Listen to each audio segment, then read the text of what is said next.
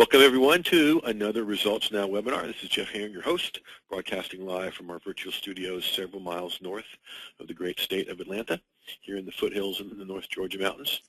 Our special guest is Kristen, who is also in the Atlanta area, right, Kristen? Right now I am, yes. Yeah, she does not live here. She lives several miles up I-85 from me in the gorgeous state of North Carolina. Our topic on this webinar is how to be a Kindle ninja, 10 ways to dominate your niche with the Kindle series. Kristen is one of my NAMS, Novice to Advanced Marketing, dear friends and colleagues. We speak together twice a year down here in Atlanta, and she's just good folks. And if you could just see her car, you'd know she's good, cool folks. I mean, it's a cool-looking automobile that you cruise around in, my friend. Kristen has done some amazing things with Kindle, especially in the last year plus. It's just, you know how I talk about ridiculously relentless consistency around things. Just wait till you hear what she's done. Sit back and turn everything else off, really. Don't get distracted. I want you to grab onto this and do this stuff. And, of course, get your note-taking utensils ready, whether that's screen and keyboard or pen and paper, because you're going to want this stuff. So without further ado, Kristen, my friend, please take it away. Awesome, awesome. And Jeff already gave you a little indication as to what to expect. And if you are a hand note taker and you like that paper and pencil in your hands, I do talk slightly fast because I have a lot to cover and I want to give you as much information as possible. And I actually did this webinar last night, and someone on the webinar told me that she took 7 pages of notes. So be prepared for a whole heck of a lot of information. And then afterwards, I am going to share with you how you can take that information that I'm giving you today to the next level. But I'm only going to share that with you after I have fully delivered on what I promised with these 10 ways to dominate your niche with the Kindle series. So if this is why you're here, you're ready to learn these 10 ways, then say heck yes in the questions box. All right, we got Diane saying heck yeah, and I'm sure we're going to have a bunch more posting in here because usually you guys are like yes, yes, yes, and typing away. You have a little bit of lag here. Kathy says yeah, baby. Laura says heck yeah. Janet says heck yes. Awesome. We're going to get going here with the content because I want to totally blow your mind. And of course, but first, a little bit about me. Why do they call me a ninja? Well, that picture on the lower left is me playing with nunchucks on the beach. I do know how to swing them. I know how to do them properly. I was just double certified in 2 different nunchuck forms in my karate school. So that's super exciting. But besides the fact that I'm a real life ninja in training, I am also have been rebranded as the Book Ninja. Some of you may know me previously in my past life as of like I measure, like Jeff, I measure life in NAMs, so it would have been 2 NAMs ago. I was known as the Ultimate Book Coach. And at 2 NAMs ago, I changed my brand to the Book Ninja because it just suits my personality and where I'm going in life so much better. I am an award-winning international speaker. I have started over 50 publishing companies. That used to be my day job, starting companies for people. I wrote and published 18 Kindle books in 18 weeks straight last fall.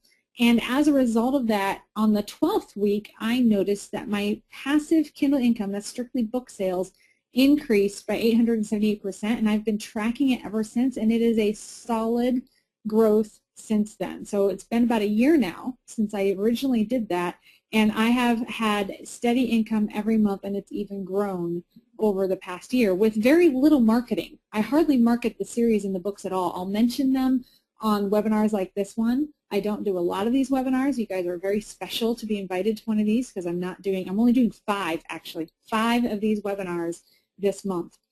And back in May I did 14. I'm never doing that again. It was way too many for 1 month. And I also, as a result of writing the series, became a multi-best-selling author completely by accident. I was a best-selling author on purpose once before, and now I am a multi-best-selling author by accident.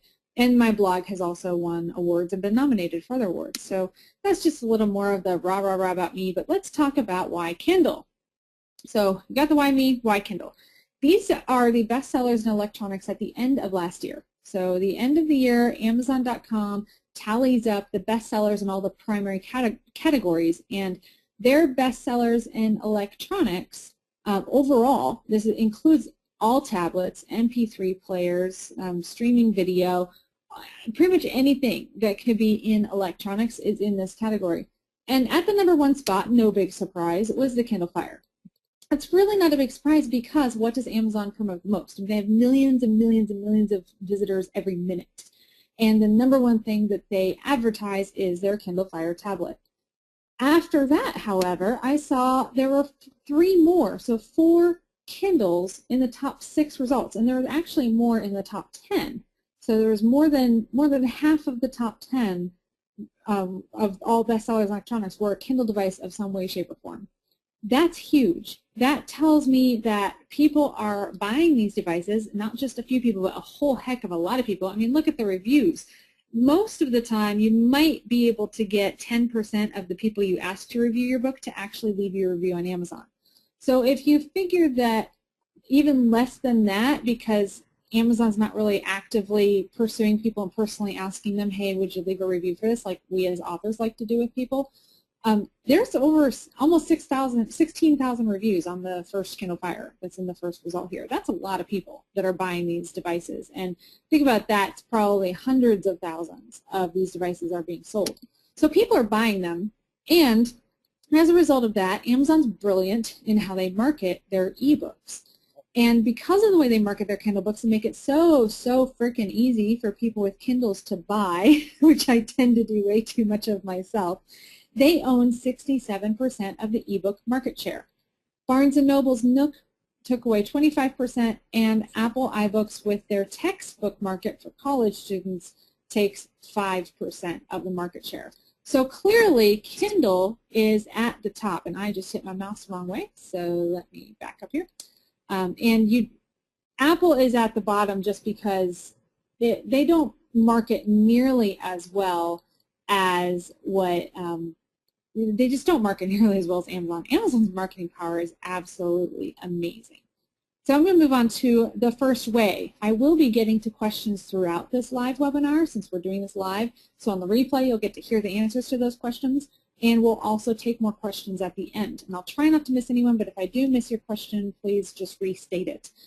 Just don't restate it within like 2 minutes, because otherwise you'll clutter up the questions box. So that's just a little house rule there. So the #1 way to dominate your niche with the Kindle series is with interviews. This is the I wish I had a V8 moment. This is the easiest, by far, easiest way to get onto Kindle with an entire series of books that will sell other products and services, will sell your own products, other people's products that you make a commission on through affiliate links. I mean, the possibilities are absolutely endless with interview ebooks. There's even more benefits I'll get to in a second. With an interview, all you need to do is find an expert and interview them. Okay, that's fairly easy. Send the interview to a transcriptionist and lightly edit the transcription when it gets back. The lightly edit part is like take out the ums and the ahs, take out the where you might restart a sentence, those areas. So as you can tell, I just restarted a sentence when I was saying restart a sentence. So you want to lightly edit those kinds of things. And depending on what transcriptionist you use, they might do that for you as they're transcribing. So it's always good to find a transcriptionist that has an editing background as well. Now, to find a good transcriptionist, so let's answer this question right now because I know it's going to come up. To find one, ask your Facebook friends, ask your friends on social media, ask your business coach. Transcriptionists are a dime a dozen, and you definitely want to work with someone who has come personally recommended. So that is #1, what you want.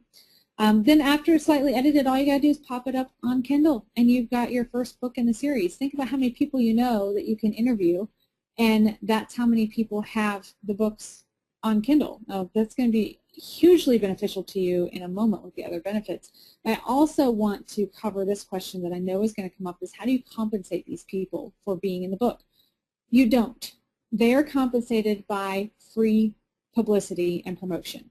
You are advertising them, their expertise, and their products and services at no cost to them. You are handling the fees to the transcriptionist. If you choose to hire a cover designer or get the cover professionally designed, that's something else. If you choose to hire a professional editor, you can, and those are all expenses covered by you as the primary author. The interviewee, the person you are interviewing, that person doesn't pay you anything, and they should sign a consent form saying that, yes, you have the right to use their interview as a Kindle format or in any other format that you wish, in order for the purposes to be for sale and also to advertise them, their products and services. And pretty much everybody I know would sign one of those and say, yeah, heck yeah, go ahead, publish me on Kindle, because they're getting to be a published author without any of the work.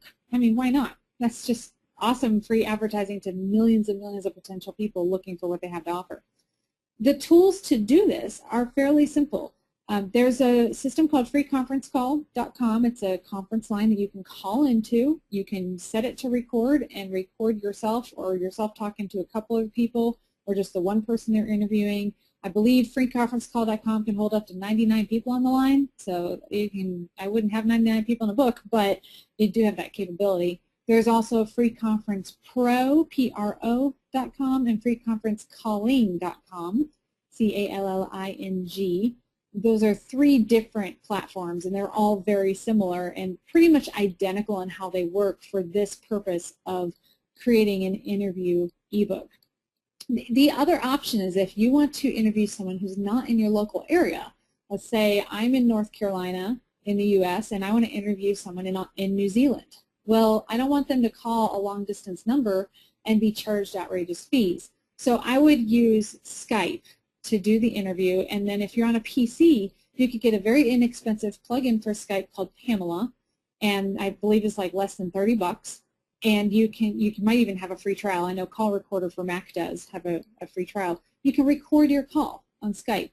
You can also, if you have screen capture software like Camtasia or ScreenFlow, you can use that as well to record your conversations. But Pamela for Skype for PC and Call Recorder for Mac are excellent little plugins for Skype that you can use to record all sorts of interviews. So now you're not limited by your own geographic region. You can reach out to people across the world. The benefits to interviewing an expert are huge. The best benefit I know of, and the coolest benefit, is Ninja SEO. Ninja SEO is search engine optimization, and that's driving traffic to your website, or making Google love you, making people recognize you and your name by searching Google for someone else's name or for a different topic. So let's say someone is searching Google for Kelly McCausey, who's on this book cover. They're going to find Nicole Dean. They're going to see her name there because Google loves Amazon. And Google loves Amazon so much that Amazon published books under topics and author names are going to beat out pretty much any other result on Google, no matter how much work those other websites have been doing to try and rank at the top of Google. Amazon will beat them out every single time because Amazon always ranks the highest. Amazon, and then YouTube, and then those other places. You get like your own website. So here's an example of a real life story that happened. Nicole Dean interviewed Carrie Wilkerson, who's kind of a big deal in the direct sales market several years ago, and as a direct sales coach, and she does other business coaching and keynote speaking and stuff now. She's a best-selling author also. And back several years ago, Nicole Dean interviewed her and put it up on Kindle before Kindle was cool. Now this still works. That's what's so cool. I'm sharing this story several years old, but it still works today. If she was to do this today, she'd get the same exact results. She beat Carrie's own websites and all the work Carrie had been doing for years to rank at the top of Google. Nicole Dean beat her out just by publishing a book on Kindle of an interview with Carrie Wilkerson. And then she had Carrie Wilkerson's name tagged as an author of the book and her own name tagged. What this does is not only does it tell people that you know somebody cool that they're searching for, but if I was to go to Google and search for Carrie Wilkerson, then I would also find Nicole Dean's name, and I'd be like, oh, who's this person? I would follow that along, that little trail, find out what else Nicole has done, buy up a few other of her Kindle books. This gives her passive income. That just happens. And then I would possibly hire her as my coach, which I did end up actually doing. I have worked with her as my coach. And then I would get to know her better, and she's going to make a lot more money. So if you are the author interviewing someone else, when people search the internet and search Google for that other person, your name is going to come up too. And they're going to be exposed to you, and you're going to get a lot more opportunities come your way as you get linked with these other people. As a result of that, it also gives you a lot more credibility because you know people if you know all the cool kids at the lunch table, and actually one of the last ways I'm going to teach you today is about how to really know all the cool kids at the lunch table, who's going to want to sit with you? Everybody. You're going to have that credibility of knowing all these awesome people and awesome experts and being the person to bring these experts to your audience. It also gives you higher level joint venture partners. By Nicole partnering with Kelly, Kelly might know someone else, or I was in, the previous slide had a picture of me on, one of these books. Let's say I know somebody and I want to connect Nicole to that person. By me being in this book, it's engendered a trust that, Nicole did something cool for me. She gave me some free advertising and free promotion. So I think of someone else who would be a good fit for her, and I'm going to introduce them together. And they can become joint venture partners and create products together and make money together, and it can just go on from there.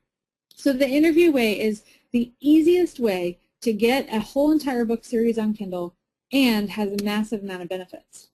The second way is one blog post. One blog post is where basically it's my trick way of writing a book. I don't like to stare at the blank screen and the cursor just taunting me to say something and sit down and write an entire book. I'd rather write something and feel accomplished in a half hour or a couple hours. So what I do is I write a blog post. I'll write an article. That blog post will have subheadings in it. It'll have sections to it. Each subheading and section can become a chapter in the Kindle book. The bullet points in those subheadings can become subheadings in the chapters. So I've got basically an entire outline of my book done, and all I have to do is expand it with examples and stories. I can add case studies of places that I've seen this particular strategy work. I can add example stories of testimonials, things that have worked for other people, how it worked, and so on. And all you need for this is a WordPress blog or some other kind of blog. I say WordPress just because that's what I've used a lot, and it's a very powerful platform. It has a lot of growth potential for entrepreneurs and people who want to bridge books and business together into one avenue. WordPress is just the most powerful way to do that online. The benefits to one blog post are gives you more search engine optimization. Google loves fresh content, especially if your blog post is 500 words or more. It's going to love you. Google's going to say, okay, yay, thank you for the new post. I'm going to post it up here on, I'm going to index it so when people search for I'm overwhelmed with book marketing or book marketing overwhelm, they're going to find your post. Okay, that's great. Another option or another benefit is it creates a teaser post. What you want to do afterwards, after your book is out, is go back to the post or posts, if there's more than one, that your book was founded on, that you started with when you wrote your book, and say, did you like this post? Learn more in this book, and put a link to Amazon. So now your original blog post that was your foundation for writing your whole ebook, or you might have several blog posts for each book in your series, now that becomes a marketing tool to market your books and start linking people over to Amazon to buy them. And it also, once again, creates a quick synopsis to trick your brain into making it easy to write a Kindle book rather than making it this daunting task of writing a big book. Number 3 is a blog series. Very similar to a single blog post with different benefits. So the first step is to write 2 posts, write 2 articles. You might end up having about 1,500 words with both articles put together. I mean, you could have between 1,000 and 1,500 words. And it's the same rules as a single post as far as how to create it. It's just going to be you have more done. You'll have twice as much completed. The benefits to this are if you like to write guest posts for other websites, like I write for the article website, The Future of Ink, and I write for them every month. Their requirement is a minimum of 900 to 1,000 words. That's 2 blog posts, 2 of my normal blog posts. So I can write a part 1 and a part 2 for my blog and combine it together and send it to them as one single article. And I usually do it in the reverse way for them because everywhere that you might send guest posts to has a different requirement. They might have a requirement where, like The Future of Ink, everything's exclusive to them for the first 2 weeks, and then I can post it on my own website, which I normally do, but I edit it a little bit to fit my brand and my audience a little better. It just depends on who you're writing for, what their rules are going to be. It gives you double the SEO, search engine optimization, because you have 2 blog posts up instead of just 1. So you're going to have twice as much chance of people to find you.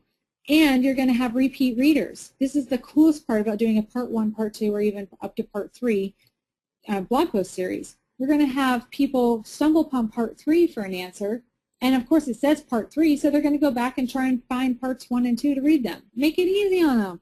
But in my last article, part 1, or in my last article, part 2, read on for part 3. Put those links, cross-link all 3 or all 2 of your blog posts together that are in one series. I wouldn't really go past part 3. That's getting a little bit too much. But you can link all of those together to help readers navigate through to get all the information possible about that particular topic. And it brings repeat readers that are coming in at different places. So you have double or triple the ways to get people on your website to then see that link to your book on Amazon that you based off of these original blog posts. So you wrote the book the same way you would have with a 1 blog post, and you have 3 different or 2 different places to be able to advertise that book and send people to it. Number 4, 1 question equals 1 book. This is my favorite. I love it, love it, love it. And I'm going through this one a little bit fast because I want to get to some questions after this one. So keep that in mind. I will be answering a few questions here in kind of like a intermission after number 4. So number 4, 1 question, 1 book, is the one that I did this webinar for James Jones last night, and he was like, oh my gosh, why am I not doing this? Because how many of you have been on Facebook or Google Plus, and you see someone ask a question and you answer it, and your answer ends up being a few sentences, maybe a paragraph, maybe 2 paragraphs. I've seen answers as long as 5 paragraphs in comments. And, you know, comments used to have a limit. I don't know if they still do, because I recently saw one that was crazy long. That is the foundation for a Kindle book. If someone is asking a question on social media or searching for an answer to a question on Google, chances are they're going to be willing to pay for the answer to that question, especially if it's something that has enough information you could write a whole book about. So, for example, I found myself asking or answering the question, how to price your book. Kindle book, paperback book, didn't matter. People are always wanting to know, how much do I price my book at? What retail price do I set for my book? So my very first book in my Author's Quick Guide series was Author's Quick Guide to Pricing Your Book. It's only 4,000 words. It's the shortest one in the entire series. And by the way, all of my series books are between 4,000 and 20,000 words. On average, they're 6,000 to 12,000. I'm pretty much stay in the middle range, but the more strategic, higher-priced ones are in the 20,000 word range, and then the 99-cent ones are in the 4,000 to 6,000 word range. So anyhow, that was a little rabbit trail. The Author's Quick Guide to Pricing Your Book came about because I kept answering this question over and over and over again. Even after I wrote an article on my blog about it, I still was asked the question. And I would link to the article, but they wanted to know more. How do you figure out what your print book price should be? What are the formulas? You know, once you have your page count, what's the formula to figure out what your print cost is so you know what retail price you should set? What discount should you give to retailers and why? You know, all those questions center around pricing. So I took that 1 question, how to price your book, I copy and pasted my answers from various places into one spot, and then all I did was expanded it. And I just wanted to expand it out into, it ended up being 4,000 words. I probably could have gone a little bit more, but I wanted to get that question answered and get it answered fast because I wanted to pop that baby up on Kindle because I'd just seen 3 people the day that I chose to write the book. The day before, I saw 3 people ask that same question. So clearly, people want to know that answer, and they're probably willing to pay 99 cents for it. I mean, wouldn't it be great to search Google and find that there's, for less than $1, you can get the answer in detail with strategy behind it? Of course, and you can probably do this a whole lot. So tools for this are social media of some sort. I put down Facebook because it is the most popular tool right now. So Facebook, email, you might get email questions on a regular basis. And if you're in business and have a help desk, like I use Zendesk for my help desk platform, you can go to your help desk area and look at the questions you've already answered and see if any of them might be answers to questions that you could put into a Kindle book. So those are the places you can look for it. The benefits to this are it's oh so easy. it is a lot easier to answer somebody's question than to try to come up with something to write about, to try to guess at what people want to know. Just look at Google, look at social media, find out what people are already asking for and give them that. That's what they want, and you know they're going to buy it. You can always give them other stuff that you want to give them later. I mean, that's what I did with the Author's Quick Guide series. I wrote several books in the series that were more just things I wanted to get out, not necessarily something someone asked. But the questions that people want the answer to, the one question, one books, are my top sellers in the entire series. That I have several of them. This particular one in this screenshot, How to Create a Killer Book Title, is another one. It reaches a pain point. These answer a question. They answer somebody's pain. They're speaking to someone's pain. They're hurting. They're longing to get an answer for something, and you can give it to them. And because of that, you also get mega search engine optimization. The reason for that is because if people are asking on social media, they're all also asking Google. So for example, I did a little search with this phrase, how to create a killer book title. I got almost 48 million results. And my ebook came up second and third out of almost 48 million results. This screenshot's 47,800,000 results. And my ebook, Author's Quick Guide to Creating a Killer Nonfiction Book Title, came up second and third. And for some reason, killer book title is what people search for. They don't want just a normal mundane book title. They want a killer book title. So a little disclaimer here. This particular screenshot was taken from someone else's computer, not mine. Actually, was taken in Atlanta when I was at a different conference in Atlanta, and so it wasn't even in my hometown or my area. Though anyone who knows how algorithms on Google work will tell you that Google skews your results. When you search for stuff, Google tries to think for you based off of previous things that you've searched for, and so the results that you get are going to be skewed. Naturally, stuff that I've written that I'll look at on Amazon occasionally to check up on my reviews and see how my sales are doing, naturally those are going to rank higher because Google thinks I'm interested in them. Well, yeah, I sort of am, but I'm not interested in them in the way that Google thinks I am. So I just wanted to give you this disclaimer because a lot of so-called gurus out there will show you screenshots that aren't real because they're skewed with those results that the algorithms that Google puts on there for you. So here's a close-up of another version. I thought maybe it'd be harder to just take the words killer book title and leave out the how to create part. And I still got 47,300,000 results, so that's quite a bit. But with that smaller key phrase, I showed up number one. My Amazon listing for my book showed up number one. People trust Amazon. They don't trust your website. They don't know you yet. But they do trust Amazon because it's become a proven resource. So naturally, we go, oh, somebody wrote a book about this? Let me check that out. They click on it. They see it's only 99 cents. I think this one might be $2.99. But they're going to click on it and see that it's very low investment. It's going to answer their questions, speaking to their pain. Hopefully, I've got some good reviews on there that are saying how it helped other people. And they're going to buy it, and I've just made a sale. The coolest thing about using the one question, one book method is you can write a whole bunch of books in the same series very, very fast. And when you do that, people get hooked on the series. I have people collect them all. They've bought all 16 books in the Author's Quick Guide series because they're just hooked on it, and they want the next one that comes out, or now that they're all out, they want to collect them all and have the entire collection. And before we get to number 5 here, I am going to look at a couple of these questions and take a short little break so we get through all the heck yeses. Welcome to intermission, folks, where we answer questions. I've got a bunch of them lined up if you want me to read them to you, Kristen, or you can select them yourself. Sure. I'm just kind of floating down here. What's the difference between Kindle and Kindle Fire? Kindle is the brand name.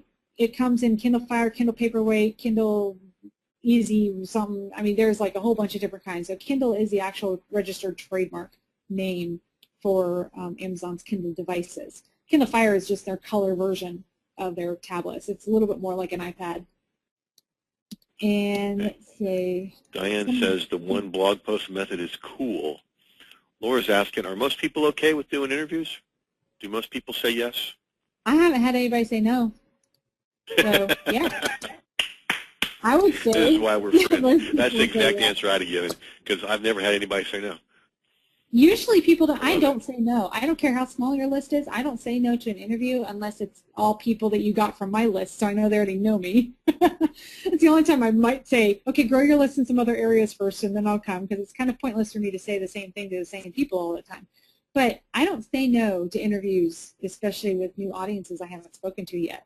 Even if it's only 10 people, I am happy to talk to those 10 people. One of those 10 people could be worth $10,000. You never know. Exactly. Exactly. I like that answer. That's really And true. How long is one blog post? Yep, I was just looking at that one. I typically write at least 500 words. My blog posts end up most of the time becoming like 1,200 or 2,000 words, because I like, once I get in the groove, I just go with it. So I do so split surprised. them up. Yeah, right. I split them up a lot. And Laura's asking, what about duplicate content? Doesn't Kindle or search engines dislike duplicate content? Laura, they don't like PLR, private label rights. So if you buy something specifically to resell it on Kindle, they don't like that, because it's being resold in many other outlets as well. That's why. They also don't like you to republish the same exact thing with just a different title, because that confuses buyers and makes angry people say, hey, I already read this book. But there is one way I'm going to talk about later that's a way to get around that and make your readers happy and make you happy and make Amazon happy all at the same time. So like most of my websites, most of my blog posts, especially over the past year, because I was burned out from writing after writing almost 200,000 words in 18 weeks. Talk about being on a writing binge. Yep. Most of my blog posts were actually cannibalized from those books. And a lot of my Future of Ink blog posts were cannibalized from my books, because I just was too worn out and burned out to write any fresh content. Now I'm back to writing fresh content again. So they don't look down upon it unless you're giving away your entire ebook for free on your website. They don't like that. So here's a compilation of a lot of questions. Can you take a Kindle book and turn it into a hard copy book? You can, absolutely. In fact, I am working on finishing up a product for that. I already had I ran it as a challenge, and it's not something that really worked well for a challenge, but it works great for being able to teach you how to do exactly that. And go figure, it's called Kindle to Print. So you'll have that. What a concept. All right, so what's next?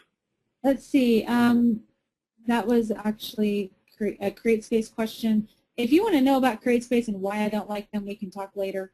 That's a print question. We're talking about Kindle today. And I do not get paid to write articles. I write them just strictly for the visibility and the publicity. So I haven't had anybody offer to pay me for them.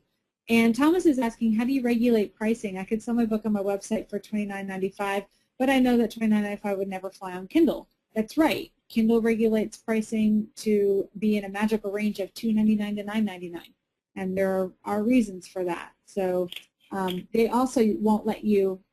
That's getting into a lot more advanced stuff, and I'll teach you how I can answer those questions later, because we're getting into a lot more strategy of what kind of Kindle books to sell, because there's more than one way to be listed on Kindle. Let's see. Can you use a PLR to start a piece and customize it? I still wouldn't.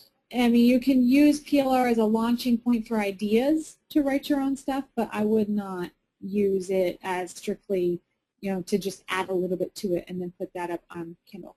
All right, let us move on to number 5. I wanted to take that little break because number 5 webinar is the hardest one I'm going to teach you.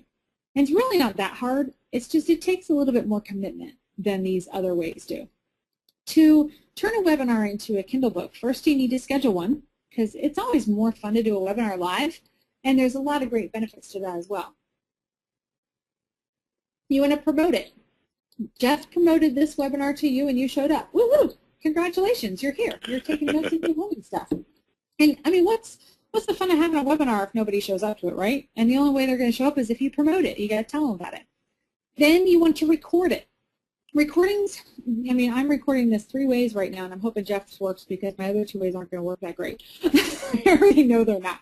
But we got your back. Yeah, awesome. But recordings are really great to create the foundation of text for a Kindle book, because then, just like with that interview book, you can transcribe it. Send it to a transcriptionist, have them transcribe it. Now this is where it gets to be a little bit bigger commitment and a little harder. When you are talking your book, and it is not strictly an interview, it's not a he said, she said kind of scenario, the brain interprets the written word totally differently than it does a written word that was originally a spoken word. It's a very confusing brain process, but there's this book called Awareness that's a really great book, referred to me by my life coach. I say it's a really great book because I'm sure it's really great. I made it through the first third of it, and I set it down, and I never picked it back up again because it was not edited. It was a transcription from a workshop, and I didn't even figure that out until I was a third of the way through, and he mentioned, like this workshop I'm teaching right now. Oh, well, that's why I can't read the darn thing. Because when we're speaking to each other, I can jump around subjects. I can change direction entirely in my speech. I can start a sentence over again or insert a thought in the middle of another thought, and for some reason you can follow along. It's like magic. But if you're reading that and not listening to it, it's a heck of a lot harder to follow along. So that's why you want to have a webinar-based, ebook that starts out as a webinar to be heavily edited. You want it to be edited to flow so that it flows like it was originally written and not originally spoken. Now, of course, the benefits to this are huge because you're going to have a ton of marketing benefits I'm going to give you in a minute. But the other benefits are it's really fast. You know, it's fast to just talk your book. It's just you have to be aware that you're going to have to edit it. And if you want to get into doing webinars, you're going to need to commit to some technology. GoToWebinar is the platform we're using right now. I have used about 5 different platforms, including Google Hangouts, and GoToWebinar by far is still the most stable. No webinar system is perfect. GoToWebinar's main flaw is I hate the way they record. So unfortunately, that's just because I'm not techie geeky enough to figure out how to deal with their recordings when they're done. I record them anyway, but I don't like the way that they format them. So that's the only drawback. But as far as being a platform that's stable that you can present on, that's not going to crash on you all the time, GoToWebinar is the best platform that I have found, and everyone I talk to says the same. So pretty much everyone in my circle says, yes, stick with GoToWebinar. It's also a bit of a commitment. So if you're only going to use it for your book, get the free trial and don't pay them. Don't buy it. But if you are going to use them long-term for the marketing capabilities, then you do want to invest in it. Then you want some sort of a backup recording. I always use ScreenFlow because I'm on a Mac, and I like ScreenFlow better for Mac. ScreenFlow is just a screen capture software. Camtasia is a screen capture software that works better on PC, and both of them do have a fee. I think both of them also have free trials. So if you want to do it for your book, you're going to have to really make a commitment to get your book done so that you don't have to pay for these. You can use the free trials to get them done. The benefits, though, are humongous. Every time you do a webinar, you build your list. Those of you who are going to take me up on the chance I have for you at the end, you are going to end up on my list. I could probably import all of you on my list if I wanted to, which I've done before, but I don't know if I'm even going to do that. But you can. I mean, there's ways you can link your webinars up with a Weber, or Constant Contact, or one of those kinds of email marketing systems to build your list. You also get 30 to 40 pages worth of content when you speak for a webinar, because webinars are usually around an hour long, and an hour audio translates into 30 to 40 pages of content. You also get the biggest benefit of all, audience exposure. You're going to get exposure to your specific audience. They're going to ask questions, you're going to answer them, you're going to know what to put in ebooks, and so on. And you're going to get endless content to market your books. The coolest thing about webinars are they're video-based. So freaking cool to have video-based, because then you can break your webinar up into parts and put it up on YouTube.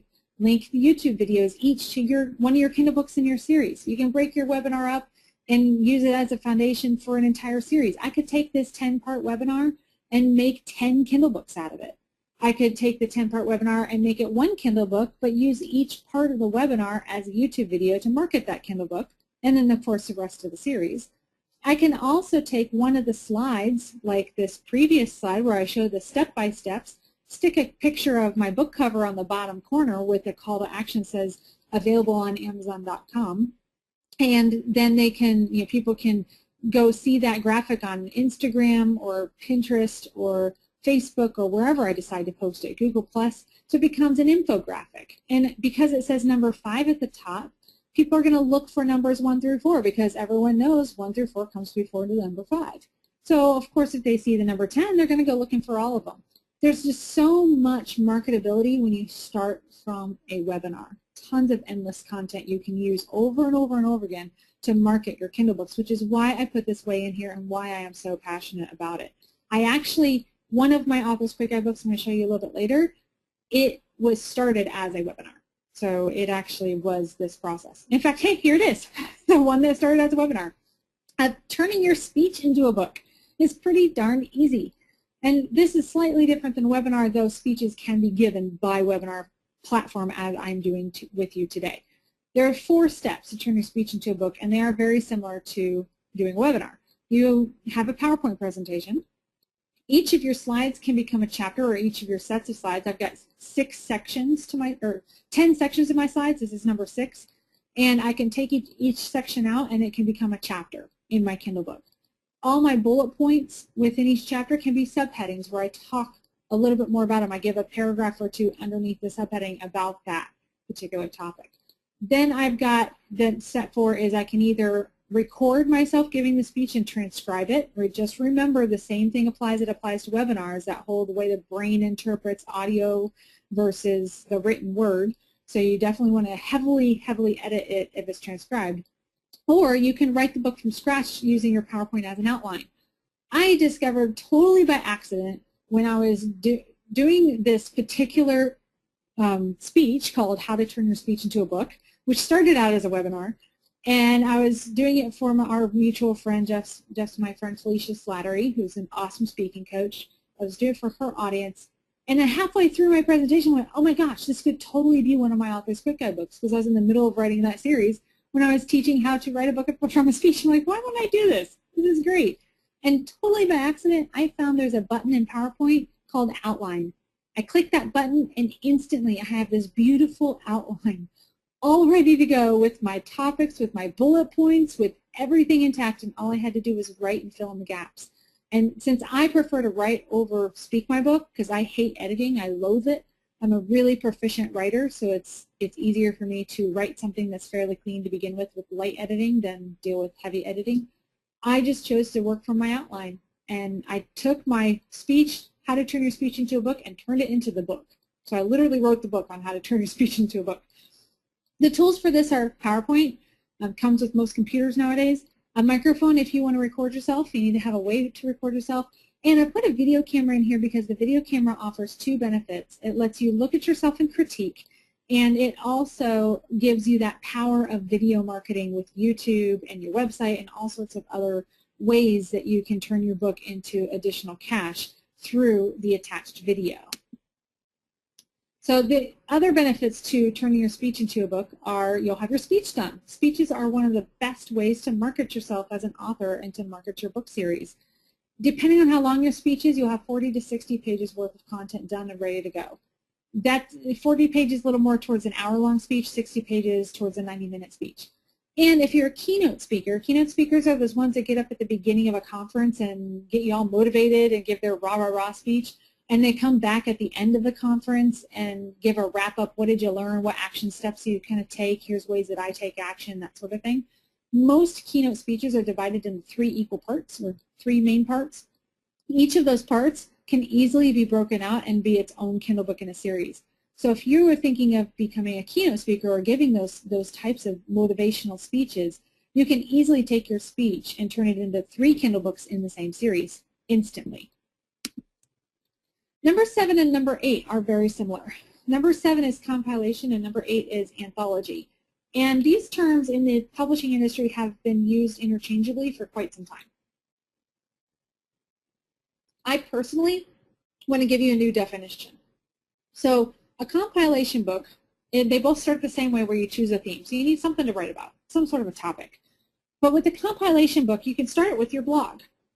What you would do is ask a question, If you go to Nicole Dean or NicoleOnTheNet.com, you'll see a little expert briefs icon. You can click on that, and that will take you to all her expert briefs posts that she did exactly like this. So you can take your question, ask 10 of your best friends or colleagues in your industry to answer that question and give their 2 cents, literally 2 cents, not $5. You want short snippets, short tips from them, maybe a few paragraphs long, some bullet points, something like that. And then you have 10 different people's perspectives and opinions on one question. Take those questions, let's say you have 10 questions in all, take those questions and their corresponding answers from all those different people, put them into an ebook series. So put them into a book. Take each chapter will become one of the questions. So for example, this book, Blogging for Profit, is all about making money online. Now Nicole could ask the question, what is your favorite, what's your favorite shopping cart to use on your website to make money on your blog? And people can say, you know, I like PayPal because of this. These are the things I don't like about it. I like one shopping cart because of this, but these are the things I don't like about it. And suddenly you've got 5 to 10 people answering the same question with their own experiences and perspective, and you are asking, or you are asking this panel of experts to present to your audience multiple different answers so that your audience can make the best decision as to what's right for them. This works really, really, really well because it's like having a panel at a conference and getting to ask them whatever you want, only they're all under one theme. And you can have as many themes for your series as you want. All you need for this is a blog like WordPress and friends. You just need people to ask the questions of. The benefits to this are huge. Joint venture alignment, I've mentioned this before. This is where you are, JV alignment is where you are aligning yourself with other experts in your industry, colleagues, and doing other stuff with them in the future. You're like, hey, you were in my book. How would you like to be on my podcast? How would you like to be interviewed for another book? How would you like to be on my telesummit? And you start doing more and more with these people, and the more projects you do with someone else, the more they're going to trust their other connections and their bigger connections with you, or trust you with those connections. You're going to get more introductions that just take you up a level. Then you're also going to get massive exposure because of your sales force. Again, just like with an interview book, these people do not pay to be in this book. All they do is give you permission to print their answers or to put their answers on Kindle. That's all they do. Or on your blog, you can ask for that too. They don't pay you for the privilege of having their information out there. For them, their method of payment is to be your sales force, and this is what you want. You don't want people to pay you to be in your book as much as you want them to sell it for you. The more people who get their hands on your book, the more people see you as a person who knows all the cool people. And that's really, really important because it gives you massive exposure through your sales force, builds your passive income up so that you don't have to work as much. And the book itself is very little work to put together. You don't have to write it if you don't want to. You can write the introduction and the conclusion if you want to. You can answer every question that you have everyone else answer if you want to. You don't even have to have everybody answer every question. You can give them 10 questions, say, answer at least 2, and see what kind of responses you get. Then you can send in a question you may have only gotten 3 answers to and you want another answer and say, hey, I only got 3 answers to this question. I'd love to give more. So if you want an opportunity to be seen in my book in another spot, answer this question. People like to answer more than one question because it means their name and their website is going to be in front of readers more than once. And readers, especially of nonfiction, don't necessarily read the book cover to cover. They skip around. So the more times your name is in someone else's book, the more chances other people are going to be able to find out about you and buy other stuff from you as well. An anthology book is very similar in that it still chooses a theme, it's still other guest authors, but the difference is you don't put any of it on your blog because instead of people answering a question and each chapter becoming a panel discussion for each question with different people's opinions, every chapter in an anthology is written by one person. So you get special guests to contribute just one chapter to your anthology book. And all you have to do is compile it together into a Kindle book. And for this, all you need is friends. You don't even need a blog to do this because you're not going to put their chapters on your blog. I recommend you don't do that. The benefits to an anthology are, again, you get the JV alignment, you get the massive exposure with the massive sales force because everybody else in the book They could pay you to be in it. Most anthology books are like that, where you have to pay to be a part of it. Usually those books, they're print books, and they are using the funds they get for the design of the cover, the editing, hiring someone to compile it all together for them to get it printed, that kind of stuff, market it.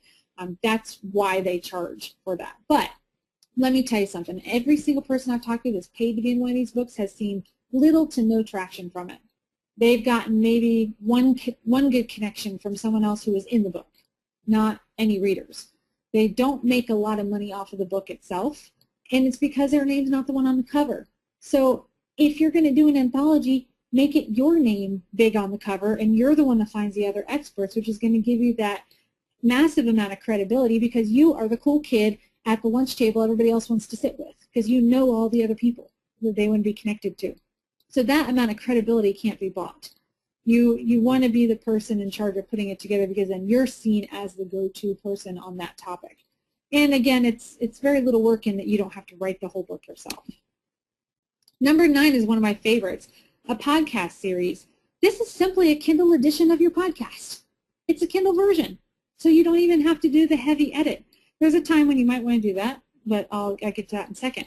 If you don't have a podcast already and you want one, then go ahead and start one and get your podcast sessions transcribed. If your podcasts are about 20 minutes in length and longer, that's when I'd recommend to do this tactic.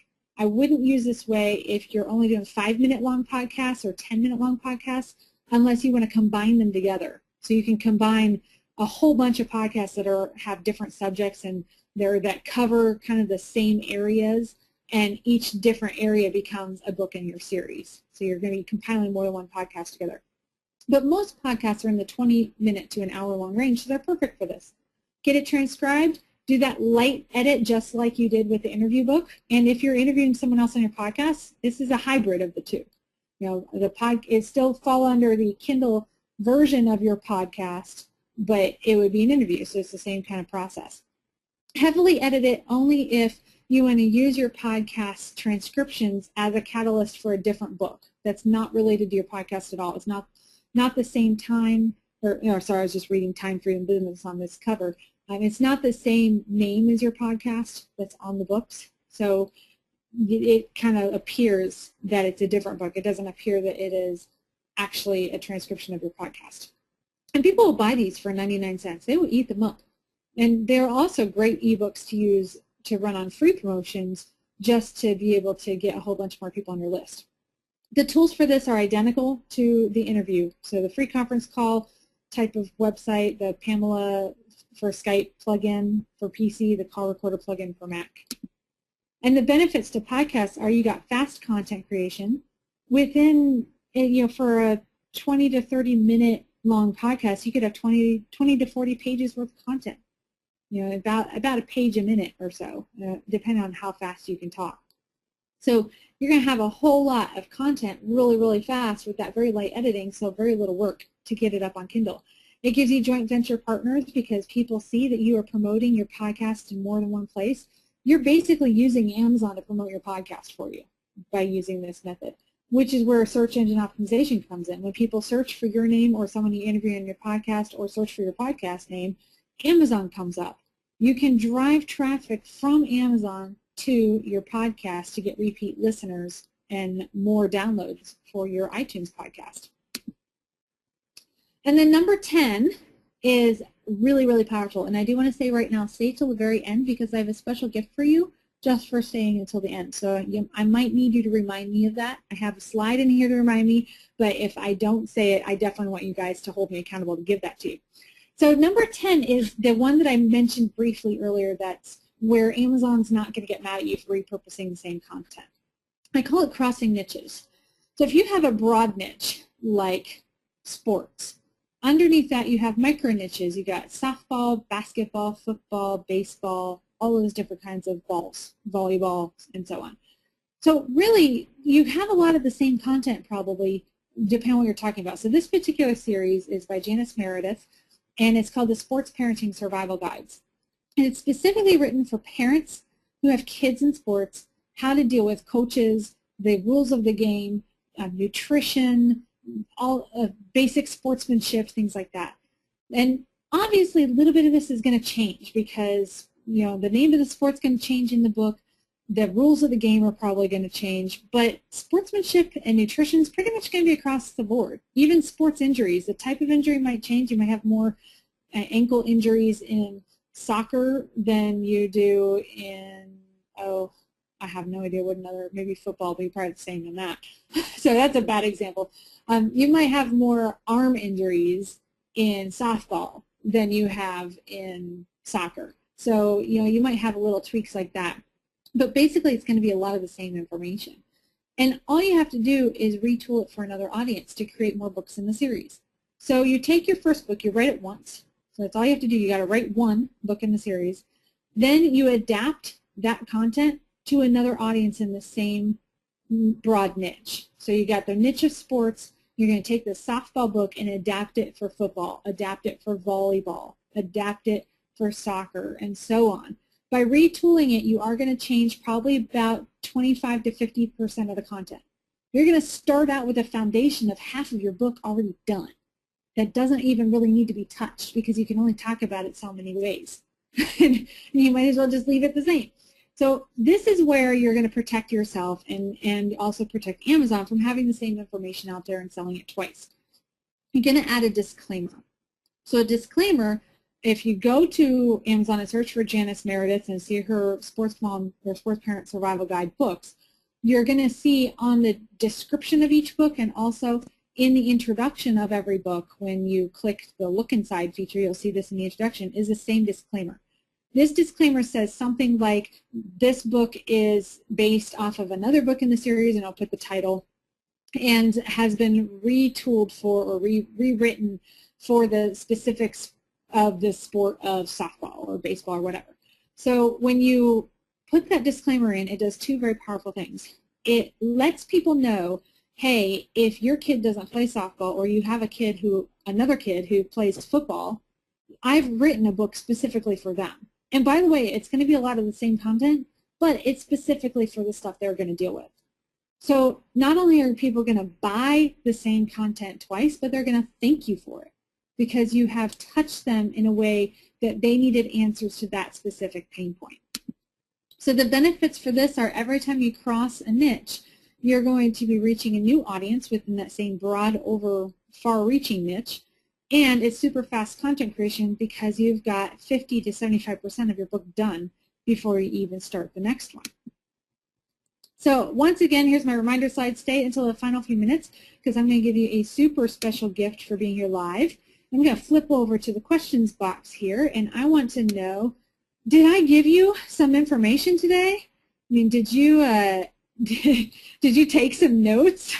And it looks like we've got Diane in all caps says, yes, you delivered. And Terry says, absolutely fantastic. Susan, you did. Yes, thank you. From Sandra, awesometicity. I love it, Laura. That's awesome. And this is great. Woohoo! That's awesome. Thank you, everyone, for responding here. We've got Christian and Chris and Janet and Charles and George. Woohoo! Lots of you.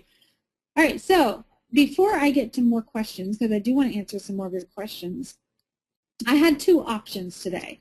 I could let you go on your merry way, and we all know how that works out. You've taken some great notes, and you set them down to take action on tomorrow or a week from now or a year and a half from now, and 5 years later you find the notes in a file cabinet when you're moving to a different house and go, oh man, that was a great idea. I wish I'd done something with that. Obviously, I'm telling my own story. I have spoken from a lot of experience of doing this myself. And it has actually been scientifically proven that if you don't do some sort of action and take action within the first 5 to 10 minutes of learning something new, you're never going to take action at all. So I want to give you a chance to take action. I do care if you take me up on this because I know it's going to be awesome for you, but I also want you to take some sort of action. Even if that action is to sit down and brainstorm some title ideas for your book series or decide on one of those ways that I talked about today. Any action like that, I want you to mark it down in your calendar and commit to do it. So I'm going to give you a chance to mark something down in your calendar on what you learned. And if you like what I gave you for free today and what my voice is already hoarse from talking for so long, giving you all this information, you're going to adore what I have for you. And here's why you're going to adore it. This screenshot is a picture of Amazon's marketing. You can't buy this. I tried. I asked Amazon if I could buy email space, and they said no. We don't sell advertising in our email. However, if you have an entire book series and somebody's looking at one of those books in the series and they're looking at it fairly intently, Amazon is going to email them with similar titles. Of this screenshot, 3 of these books are not mine. All the rest of them are mine. Even one of them that's not part of the series is mine. And that's because of the power of having the series, because all the books are written for a specific audience, answering different questions that they have.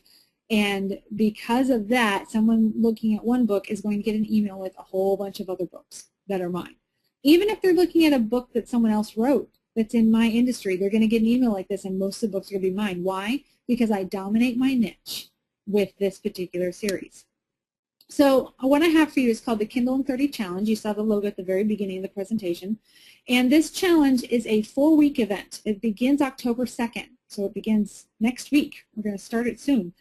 And it's divided into 4 levels. So we have the freshman level, the sophomore level, the junior level, and the senior level. The freshman level, each level covers writing, publishing, marketing. So no matter where you're at, if you already have a book up on Kindle and it's not selling the way you want it to, or if you're leaving money on the table, which I can guarantee you every single person who's ever published on Kindle is, because we all have more we can learn, or if you're just not sure where to start and you don't even know what to write about, this particular course is designed for you to take your steps in the direction you need to go and follow it all the way through. So we'll go through trainings for writing, publishing, marketing at each level. Level 1 is basic, so freshman level is your basics, getting you started, and hopefully giving you some tools that you are not already using, especially if you're already published on Kindle. Level 2 is getting a little bit more into the intermediate stuff. So we're going to talk more about things like how to use pictures inside your Kindle book so that they look nice, and different ways to market your Kindle book with building your email list, and also what to do to make sure you don't lose your Amazon account or get sued. That's pretty important. The junior level is getting a little more advanced. We're going to talk about editing in the writing section. And we're going to talk about how to create a table of contents and formatting errors and things in the publishing section. And the marketing section, we're getting more into pricing and categories. And then the senior level is I want to prepare you for a successful launch.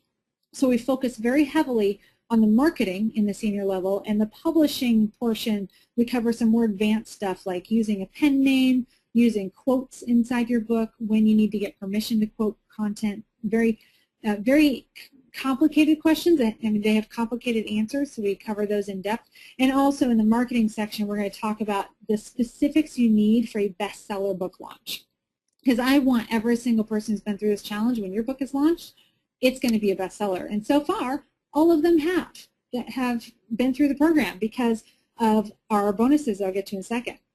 So these 3 people are very dear to me.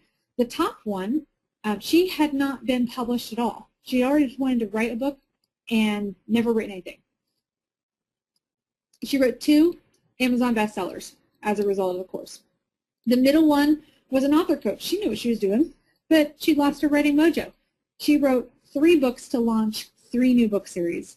And the bottom one was an accomplished Amazon author and chose to redo every single book she already had on Kindle because she was leaving money on the table. So if you are ready to take action on this before I get to the bonuses, you're just ready now, go to jeffherring.com/Kindle in 30. Use the coupon code JeffRocks, and I'll come back to this slide, so do not fear. I do want to tell you about these bonuses. There's more bonuses in this. This is only the beginning, and most of the bonuses are listed on the page, the website, jeffherring.com/Kindle in 30. And Jeff, if you want to pop that in the chat box, people can just click the link. That'd be great too. And remember, the coupon code is JeffRocks, all lowercase, one word. And these bonuses are designed to get you started now. I don't want you to wait until next Thursday. I want you to start now. So the 2 ebooks are going to help you with staying focused and motivated and getting rid of that mean procrastination and perfectionism bug that so many of us have. It also has templates in it to use to get started writing your book. For both print and Kindle, you get all of them. And also my personal 50 ultimate book titles template for nonfiction. That is something that I actually sell, and you're going to get it for free. And because I want you to have every single tool that you need to not only have your book written, but to get it published and selling on Kindle before the 30 days is done. Like I don't want you to have any excuses. I consider a success if you get your first draft written, because I believe in producing something of quality and not killing your online reputation by producing crap just to get it done in a hurry. So I want to take the pressure off of you with that. But for those of you ready for that next step, I wanted to provide it to you also. So I'm giving you my Self-Publish on Kindle course, which is Module 1 of my bigger Self-Publish on Demand course. I'm giving that to you free, and that bonus has how to hand code your book. If you do want to get into programming your own Kindle book, it tells you how to do that, as well as 2 different software programs I recommend to format your Kindle book, and also there's stuff about book covers in there and how to create your book cover and all sorts of really cool bonuses that come just with that course. And that course does sell for $97. I've had people pay that. And the best bonus ever is the Facebook group. It's growing so rapidly, I can't keep up with my screenshots. There's almost 600 people in it already. These are all challenge members who have gone before you and challenge members who are going to be a member of your challenge. So you've got people supporting you who have been through it. They've been there, done that. There's some of them are still launching new books in their series. We got announcements almost every day from somebody hitting the bestseller status just because of the support. And they're an amazing supportive community. So if you really want to get the most out of this program, then this is the best bonus ever. And lastly, I do have a guarantee. Because this is a live event, my guarantee is that after the first full week of trainings, and we also have live Q&A calls, so you'll get 8 hours worth of me in the next month, which is insane that you would get it for the, I'm giving you a discount, guys, to get in for $147, and that's what people pay me for 30 minutes of my time. I mean, people actually pay that. You might be one of them by the end of the challenge. I offer a special for that, and there are people that pay $147 on a regular basis for 30 minutes of my time. You're going to get 8 hours worth of my time and my coaching holding your hand through this process for the same price. It's just crazy. So there is a guarantee after the first week. If you decide, you know what, this really isn't for me, then we'll refund your money. Now, I don't know about you, but we got the end of school, or actually back to school happening. I know, isn't this great? And we get the holidays coming up. And I don't want to be this guy trying to figure out how to make ends meet and trying to get my profits up in my business.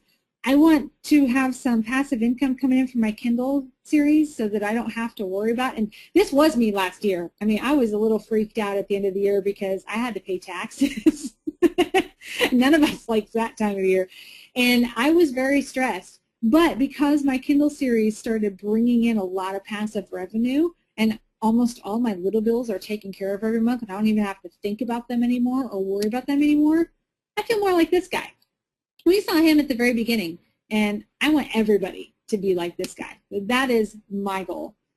And Jeff, if you don't mind, I'm going to get to some questions here. Here's the website again, jeffherring.com/Kindle in30, and the coupon code JeffRocks.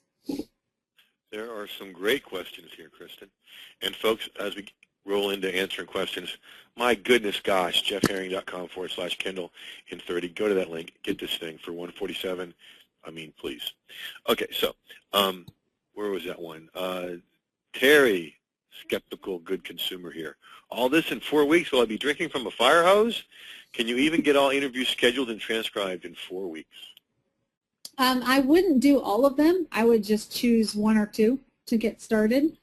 For interviews, you can knock those out really fast. I mean, that even people in the group, you can ask them, hey, here's my topic. Are there any experts on this here? And they will flock to you. We actually have had somebody do that, and she had 10 people say, yes, I'm in, schedule my interview, and she had 5 of them done in the next week. So it's entirely possible. For a successful Kindle series, you only need 6 to 7 books for it to really take off. And, I mean, there's other ways to do the series. You don't have to do an interview to do a series, right? Oh, right. I just gave you 9 other ways. Interviews just. Oh, yeah, that. Oh, yeah, that. What we just talked about for the past hour. That. How long's the entire course is Vicky's question. It's the whole month of October, and all the dates are on that website. Starts October 2nd. Awesome. So how's the training done? Sandra asks. Webinars, content we read, daily assignments. So how is it delivered? How is it delivered? You have a members area, and you will have your trainings appear every Thursday, starting on October 2nd for 4 Thursdays in a row. So your freshman level recordings are going to be available to you. All the trainings are pre-recorded. They're already done. And then on every Tuesday following that, I want to give you the weekend to digest the information and to work on your home play, because I do give you worksheets and checklists as well. And on Tuesdays, we come together for a live Q&A call. And the best part about that is if you can't make the live Q&A call time, it's okay. There will be a link in your members area where you can click the button and email me your question. It goes directly to me, and I will make sure that question is answered. Now, the first Q&A call is always the one that we have the most questions, so I may or may not be able to answer all of them before the end of that hour, but I do answer as many as possible, and if I've missed any of them, I'll either answer them in the Facebook group, or I will also add them on to the very beginning of the next week's Q&A calls. Because by the end of the challenge, you're pretty well set. And usually the last Q&A call, I'm trying to pull questions out of people to fill that hour. So we'll definitely get all your questions answered throughout it. I love it. Now, Vicky's asking a question. She might have got confused somewhere along the way because I'm not sure I understand the question. Is it 3 months before we can publish? Absolutely you can publish not. right away, right? Yeah, you can publish immediately. Yep, no reason why. So if somebody sat down, pulled together a bunch of articles or content, and just sat down and pushed out the hours, they could publish today, right? Yep. In fact, the Author's Quick Guide to Pricing Your Book, I wrote that at 6 o'clock in the morning. I was done writing it at 8 o'clock in the morning. I had the cover designed and ready to go by 10.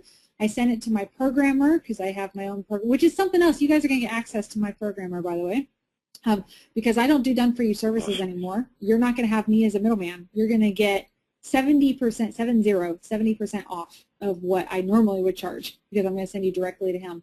And he would program it for me and turn it around that night. By the next morning, I had my first book in the series up on Kindle after writing it in less than 24 hours. So that's a sweet turnaround. So here is the what I call the ultimate unanswerable question, but I'm going to ask it anyway because Susan represents a lot of people asking this question. How much money can a good book generate? I have had some of my Kindle books in my series generate $27 per copy that it sells. I tracked that. And that is not, I mean, it was a $2.99 Kindle book, so of course it's not going to be from the retail price because of the way I teach you how to build out the back end with marketing. How to, I mean, we can talk more about this in the challenge, but how to put a product with it or something else with the book so that you're not just popping books up on Kindle and hoping to make a fortune. That doesn't happen. I make enough money off of just my Kindle book sales with very little marketing. I told you at the very beginning I don't do much in the way of marketing. But I make enough money to cover my car payment, my internet bill, my cell phone bill, pretty much a couple of my bigger bills and most of my little bills are all covered every month, and it grows steadily every month because as new people find me, they want to collect them all, so they buy more. And I don't know about you, but I'm quite happy with that. I am happy with not having. That's a sweet little car that's paying for it too, by the way, folks. She's got a cool It is a sweet little car. It is. It is. So Diane is just a go-getter. Diane's cool. She's got a good question. And I started to answer it myself, but I thought I want Kristen to answer this one. Could this work for something like building a wardrobe and mention the niches, like for entrepreneurs, for legal people, for banking, or is that too specific? Not too specific at all. That's perfect. I think it's a great idea. Yeah. Think about that one question. People are looking for that specific question. Contrary to what you might think, and I don't know where people got this idea because it's never worked, the more broad you are, the less books you're going to sell. The Chicken Soup series is so successful because it's Chicken Soup for the Soul was the first one, and okay, that was nice, a bunch of fluffy stories. Now they got Chicken Soup for the Mother's Soul, Chicken Soup for the Teenager's Soul, Chicken Soup for the Dancer Soul. The left-handed golfers on Tuesday. The left-handed golfers. I mean, they get more and more specific every day, and those are the books that are selling. That's so true. Chris came in late. He better bring a note from home because he's a mentee. Sorry I came in late. Do you have any writing plan, or you just seize on an opportunity and write and publish? He may have missed some of the series stuff, but I thought it was a good question anyway. Yeah, I do. I actually am working on my my biggest book I've ever written right now. And I have to schedule time for that, which is part of what the challenge is all about. I want you to be able to schedule time and take the month of October to get your Kindle series outlined and your first Kindle series book written so that you can have it published, which you may or may not have it published by the end of the challenge, and that's okay. I'm going to still push you to publish it. So I am sick and tired of these gurus saying you can be published in 3 days, and then their clients put out crap and their reputations are forever destroyed by negative reviews on Amazon. I don't want that for you. I want long-term success for you. Long-term success to me looks like, let's get that book out of your head and onto the virtual screen, and then let's talk about how to make it professional, which I do tell you in the challenge. I'll teach you all of that, so that you are not getting those negative reviews that you'll never be able to get rid of. You'll have your reputation intact forever. All right, let's see here. Terry's asking, on the Facebook group, do you respond to questions or is it only students? If it's a question that applies to everyone, that is like a more general question, like the questions you guys are asking today are all great for that, yes, I will respond personally. If it's a question that, and I actually respond even in between challenges on those kinds of questions. I monitor that group pretty closely. I hang out in there a lot because you guys are my peeps. I like hanging out with you.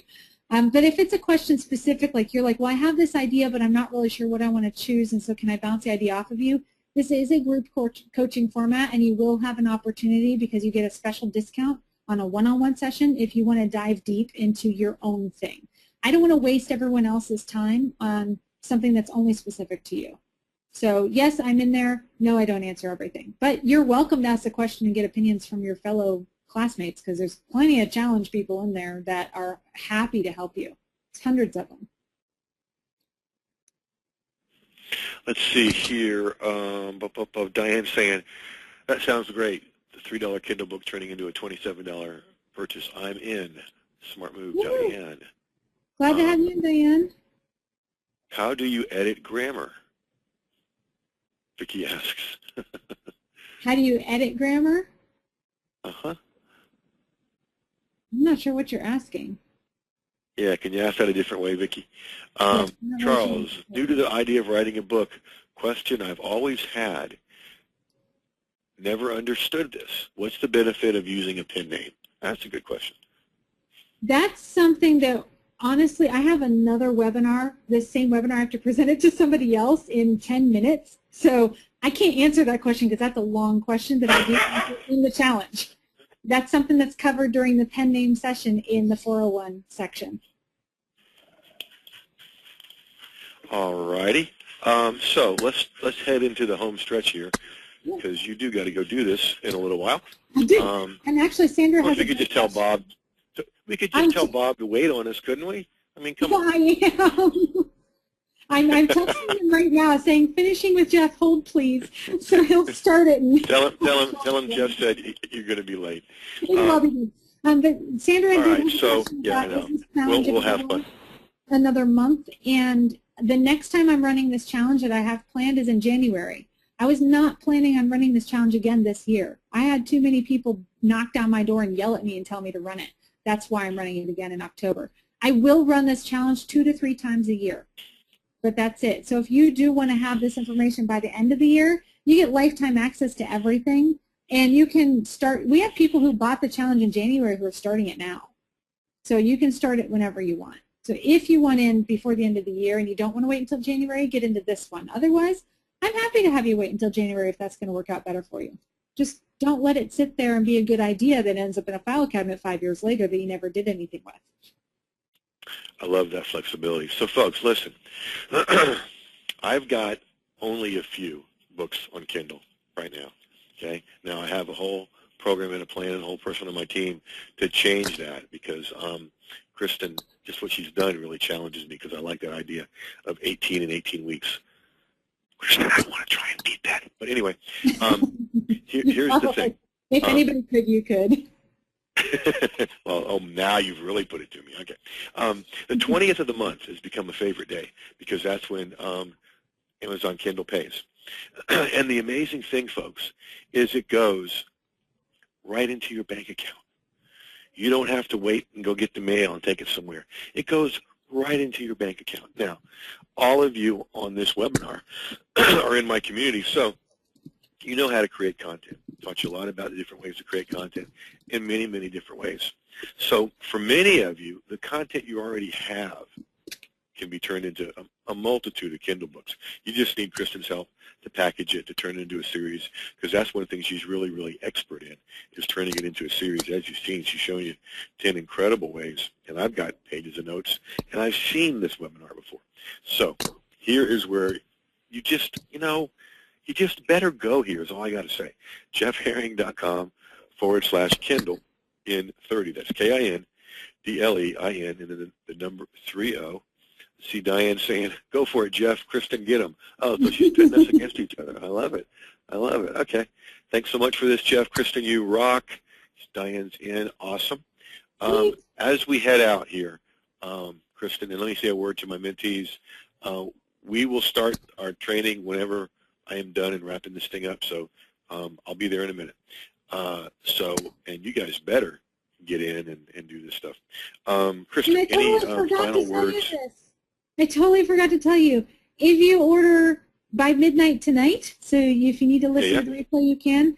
I will manually be adding the Kindle Free Promo Tracking System, which is a list of 100 and some websites that you can promote your Kindle Free promotion days, which we do cover how to do that in the challenge. You will get this system to track all that for free. And Leslie, who went through the challenge and got the system, said the promo system is worth more than the price of the challenge. So you actually get that for free, and I wanted to remind you of that because I totally forgot that I had that slide there. Awesomeness. Now, speaking of which, I had to step out of the room for a minute, so I may have missed this, but you said there was a free gift for everybody that hung around to the end. Oh, that's right. You guys are awesome for hanging around to the end. If you go to thebookninja.com / and the word resource, so thebookninja.com / resource, that is a PDF of bunches of my favorite resources for all things related to marketing your book. Now, did you actually just type that while you were talking? Yes, I did. That's pretty dang impressive. Nicely done. It's in the, that link is in the chat box for you folks. Cool. All right, so there's the bonus. There's the extra thing you get for hanging out with us all the way to the end of the show. You're welcome, Laura, and I will make sure that that Kindle Free promo system is available through midnight tonight. So you have through midnight, let's say Pacific time. Does that work for you, Jeff? Yeah, that'll be fine. That'll be fine. Midnight Pacific I'll time be asleep. to get in and get this. Hope I'll be asleep. I'm not sleeping this time. Yeah, I know. We have that same affliction, don't we? Anyway, just to wrap up, for the people that are on the fence, I always like to get people off the fence because that's a painful place to sit. What would you say to the people that are on the fence that haven't jumped on board yet? I would say, do you really want to keep leaving money on the table? If you think, well, I'm on the fence because I already have a Kindle book out, and is it really selling the way you like it to, the way you want it to? And are you going to wait until you're dead? Because that's what's going to happen. I have had 2 clients die before they got their books done. 2. Because they waited too long. So if it's something where you really want to help people. That's just terribly sad. I know. Like, why? Stop it. I just want to slap people and say, stop it. And this is oftentimes the challenge is just what you need to get that motivation going. So if you're on the fence, you can stay on the fence and keep treading the fence. That's up to you, and it is your decision. You're going to regret it. That's the main issue. I regret it every time. I was on the fence for buying lead pages, and then the price went up. And I regret the decision. I didn't buy it, and I regret it every day. Yeah, jump in. Kristen, good for you. You go do that. Terry, this is one you ought to keep. This is a keeper, Kristen, for you. I told myself I wasn't going to buy anything before the webinar, but I really need this. It's about return on investment. You got it, Terry. Good job. Big hug to you. You are going to just be thrilled. And make sure you get into that Facebook group. You'll be getting welcome emails that have instructions for how to join the Facebook group. Get in there because that is where all the action is, and that's where you're going to get the most support throughout the month. All right, so Kristen, there's a part of me that wants to keep you like about another 20 minutes just to bug Bob because we're friends. However, I'm not going to do that because we're all friends, and I know you got to go do that. So seriously, thank you very much for your deep expertise, for what you brought to us, and just the liveliness for which you presented it. I appreciate it, and so do my folks.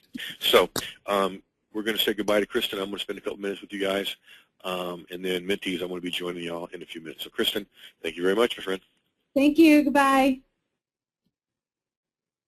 All right, so folks, listen. Congratulations to everybody that is on board. And here's this, jeffherring.com/Kindle in 30, because, listen, all you got to do, how many of you have written more than 10 articles? Okay? If you've written more than 10 articles, bundle them together. Laura, there you go. Bundle them together. Put them all in one document. There's your first Kindle book. Okay? If you know how to create content with articles, boom. Actually, if you do between 400 and 500 words, Kristen talks about her beginning books, or 4,000 words, that's 8 articles. Okay? So take your articles, tweak them a little bit maybe, bundle them, boom. You've got a Kindle book. I'm in this course. I'm ramping this up because I see this. Let me tell you how I see this. Laura's got years of blog posts perfectly. Kristen talked about how she, pays different bills with this. That's cool.